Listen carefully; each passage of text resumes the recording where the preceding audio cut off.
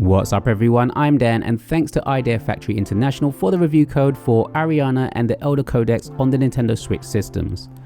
The story follows Ariana, a librarian on a mission to repair the 7 hero codices, ancient books that have been altered and damaged. The corruption has caused magic to vanish from the world, so Ariana's task is not just academic but essential to the survival of everyone living in it.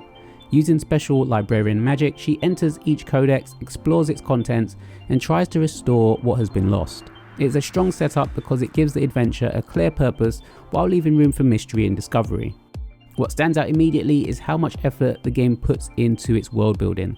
The library hub is more than a simple menu space, it feels like a living part of the game's universe.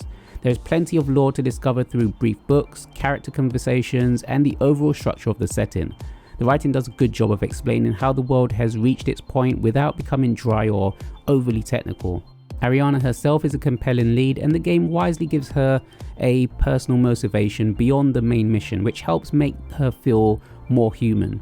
The supporting cast also leaves a strong impression and everything is voiced, which is something I always appreciate.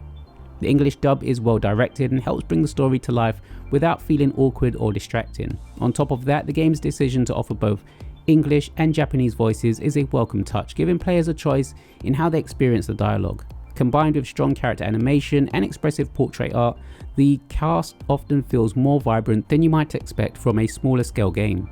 The controls are easy to learn and feel good almost immediately, which matters because the game asks you to juggle movement, spell slots, and enemy management in a fairly active way.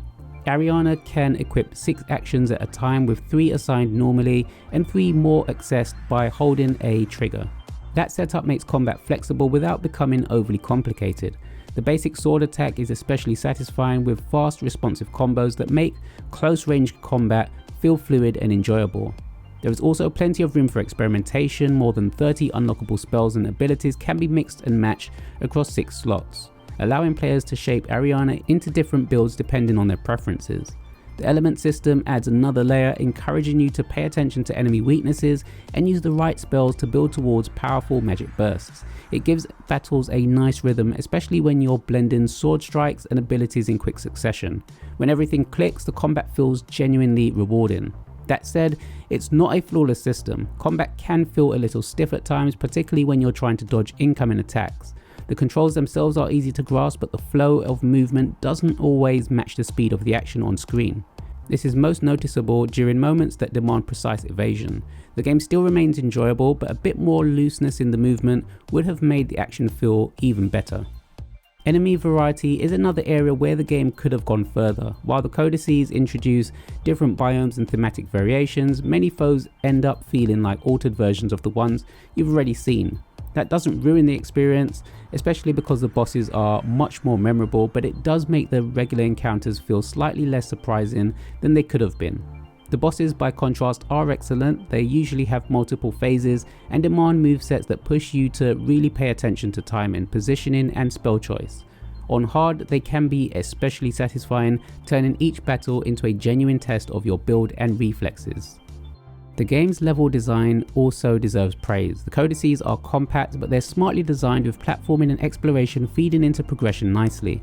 As you gain movement abilities like double jump and a mid-air dash, earlier areas become more interesting to revisit. That creates a pleasant sense of revision and discovery, especially when you return to find hidden chests, new routes, or challenges sections you couldn't access before. It's a familiar structure, but it works well because the worlds are designed with enough intention to make backtracking feel worthwhile rather than repetitive. Metroidvania fans will definitely feel at home with the level designs here. Accessibility and customization are handled with real thought too. The ability to remap buttons is always appreciated, and the option to prioritize frame rate is especially important in a game where responsiveness matters. The inclusion of additional accessibility features, such as the option to see enemy HP gauge, makes the whole experience more approachable. The 3 difficulty settings are also well judged. Simple lets players focus on the story, normal offers a balanced route, and hard gives genre veterans something more demanding. Being able to swap difficulty between rest points is a smart convenience too. Visually, Ariana and the Elder Codex has a lot of charm. The chibi art style presentation is endearing, the animation is lively, and the character portraits are vibrant. It's not going to blow you away, but it has a clear artistic direction and uses it well. The music and overall presentation support the tone nicely, helping the game feel cohesive from start to finish. Ariana and the Elder Codex is a thoughtful, charming action adventure with strong characters, flexible systems, and satisfying progression.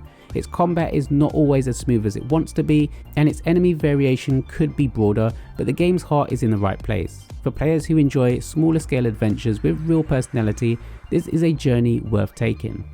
Ariana and the Elder Codex is out now on the Nintendo eShop, priced at $26.99 in the UK and $29.99 in the US. Big thanks to you all for watching, hope you enjoyed the review, and until next time.